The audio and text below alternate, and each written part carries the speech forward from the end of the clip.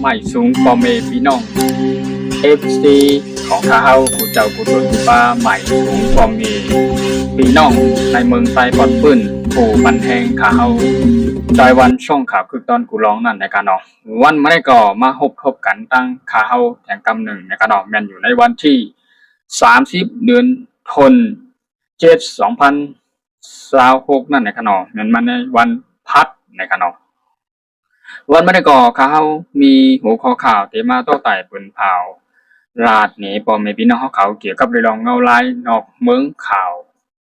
สารวันเมืองนะครับเนาะเกี่ยวกับเรื่องตั้งเมืองซาอุอาระเบียนั้นก็ตั้งเมืองอเมริกันและอิหร่านนะครับมันตั้งยูเครนนะครับเนาะนั่นก็จะเป็นหัวข้อข่าวเกี่ยวกับเรื่องตั้งพ่ายของกำลัง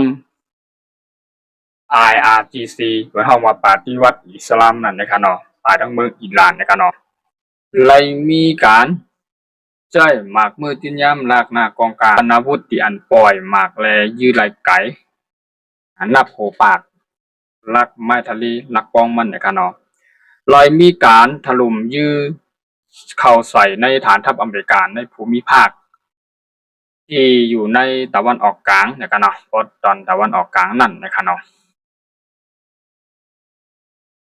ว่าอเมริกันและทั้งอิหร่านถึงว่าไรมีการหยุดยื้อกันจุกแก็บจุกกำในการดื้อกันอีดอ่อนเพราะตอนนึงจะจุกแก็บจุกกำในเซตาก็เลยลองผ่ายฐานทัพอิหร่านมันก็ IRGC เนี่ยก็ไล่มีการบ่นว่ากองทัพแห่งอเมริกันที่อยู่ในภูมิภาคกูเมืองว่าที่มีอาวุธหลักนากองกลางขีปนาวุธแต่อเมริกันได้เก็บไว้นั่นทางเมืองจอร์แดนเนี่ยจะในขณะก็เลยมีการบ่นว่าแต่แล้วนะอิหร่านเนี่ยที่บ่นว่าอเมริกันเนี่ยเลยมีการเก็บตัวอยู่นะครับเนาะมาเก็บยื้อไว้อยู่ตัวเก็บตัวกำเป็นห้องถอยแห้งไว้อยู่ไปโทษนะซึ่งหลอดตึกแทงตั้งเฮาอิหร่านเนี่ยกันเนาะเฮาก็เลยมีการจ้อยหมากหรือว่าขีปนาวุธปล่อยเข้ากับนั่นคือมันที่อเมริกาที่ฮับมืมตันเนี่ยกันเนาะฮับมืมตันและตัวยื้อสกัดที่สัญญาในจิมตันแนดยื้อเดตกเข้ากันนะครับเนาะก็ในวายเสว่าผายดังกองกำลัง IRGC ปฏิวัติอิสลามเนี่ยก็นอนไล่มีการจ้อยขีปนาวุธยื้อเข้ากว่าหลายลูกนะครับเนาะ3 ถึง 4 ลูกหมากอันยื้อไกลเลยฮาวแห้งตบเข้ากันในฐานทัพอเมริกันนั่นก็ในอเมริกันในไล่มีการเตรียมพ่อไม่เย้าถึงว่าไล่หยุดยื้อในเสตาก็ไล่ลัดปืนเผาว่าหยุดยื้อหรือการแก็บหนึ่งไงก็อเมริกันในไล่มีการเตรียมตัวและเตรียมหับมือพ่อไม่ดัดเสเพื่อตาดียื้อหมากเลยปล่อยหมากเข้ามาในฐานทัพเขาเทียนอยู่ในภูมิภาคนั่นไงเฮ็ดให้หมากที่อันอิหร่านได้ยื้อเข้ามาได้ตา3 ถึง 4 ลูกได้เฮ็ดให้ตัวยื้อสกัดตัวเฮ็ดตัวป้องกันภัยทางอากาศนั่นเนาะสัญญานั่นไล่ยื้อตกไหลเฮ็ดแบบไหลนะครับเนาะกูลุกๆนะครับปันลดลงมาหรือผิวดินปื้นดินหินลุกนะครับเนาะพบในสิแลภายตั้งเจ้าหน้าที่อันเป็นฝ่ายภายตั้งเจ้าหน้าที่ในอเมริกันในก่อนเนาะไล่มีการมาลาดว่าตั้งหมดเนี่ยอเมริกันไล่ยื้อเข้ามานั่นก็ภายตั้งเจ้าหน้าที่เปิ้นห้องว่าผู้นำในเอียนแห่งนาซึกอเมริกันเนี่ยก็ไล่มาลามขาดด้วยว่าลาดว่าภายตั้งอิหร่านได้และยื้อหมากเข้ามาได้หมากอันได้ยื้อเข้ามาได้ตัวป้องกันภัยในจัดการเป็นหมดปันรอดมาเหตุตัวของอิหร่านในขณะแต่ว่าเกี่ยคณะภายตั้งอเมริกันเนี่ยก็ได้มีการเตรียมตัวพร้อมไว้ ตามในอยู่กับในรองดังเมืองซาอุในทางกันเนาะมาลาดโดยรองซาอุต่อที่อันมีหมากและโดรนอันเลยถูกยื้อเข้ากว่าในเมืองซาอุนั่นนะครับเนาะในเมืองซาอุโนตาคือในซาอุนั่นที่มีหมากละลายตีมันก็ขีปนาวุธว่าเป็นหลักนาข้ามนั้นก็ อันยื้อเขานั่นน่ะยื้อได้ถล่มและปล่อยใส่ในเมืองซาอุนั่นกำได้เฮ็ดให้ทั้งอเมริกันและซาอุอาระเบียเนี่ยและมีการร่วมมือนั่นก็ซึกนั่นก็ภายตั้งตึกเหนือกลางหาวลายใจร่วมมือกันเนี่ยรอตึกเข้าถล่ม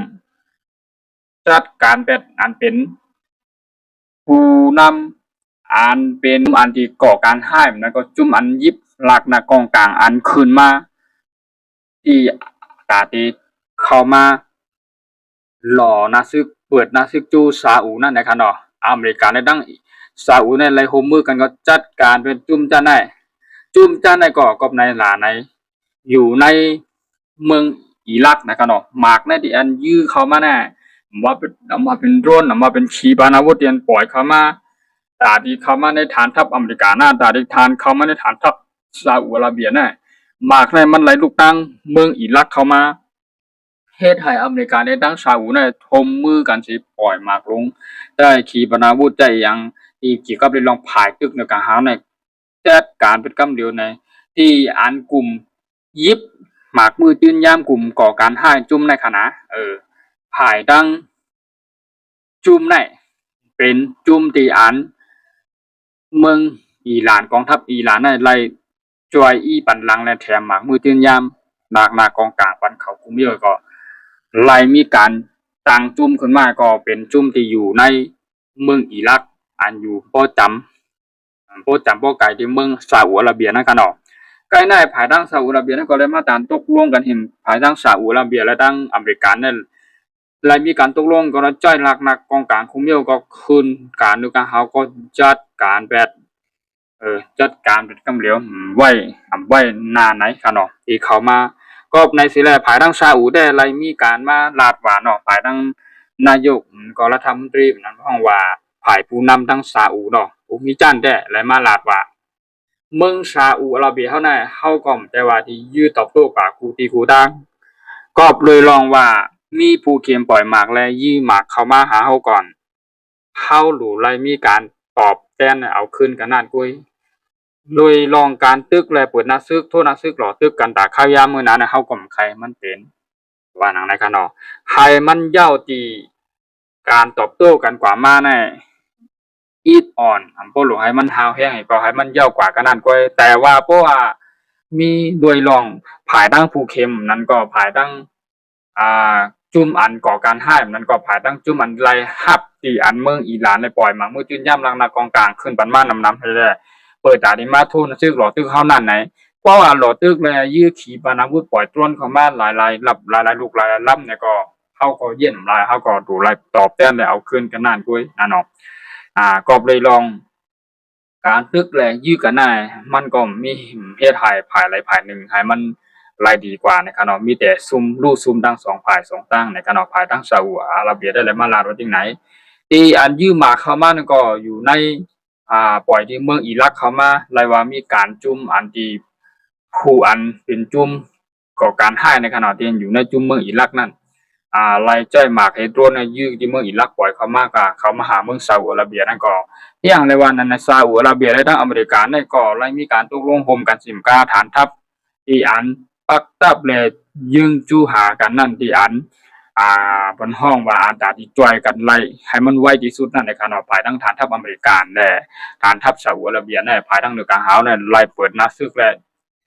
หลอตึกตาเป็ดกำซื้อกำเหนือผู้จุ่มผู้ก่อการร้ายนำเว้นไว้ในขณะหูข้อข่าวนั่นก็เลยเป็นข่าวเงาไล่ที่อันใหม่ๆที่อันกูเมืองเลยปักตาไปด้วยนะครับมันเป็นเงาลายที่สุกยุงแลเป็นปางตึกเลยยื้อกันนะครับ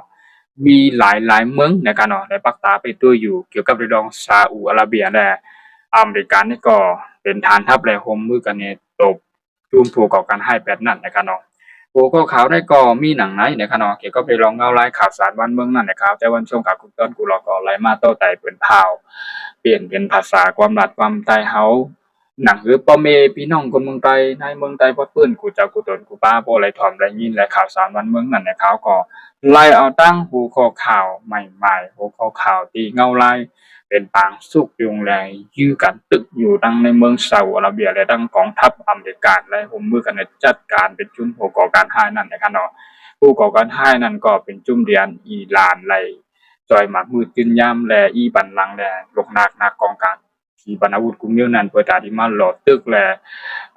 เข้าจูในเมืองซาอุดิอาระเบียและฐานทัพอเมริกันนั่นในขณะเฮ็ดนายอเมริกันและซาอุดิอาระเบียนั่นก็ร่วมมือกันจัดการเป็นกำสื่อนะครับเนาะเกี่ยวกับเรื่องของข่าวของในก็มีหนังในนะครับยินชมขอบใจแย่นำครับผมน้องครับมาปันแห่งข่าวในช่องข่าวของเจ้าตัวนั่นในขณะใหม่ส่วนนายยินชมขอบใจแย่นะครับใหม่ครับ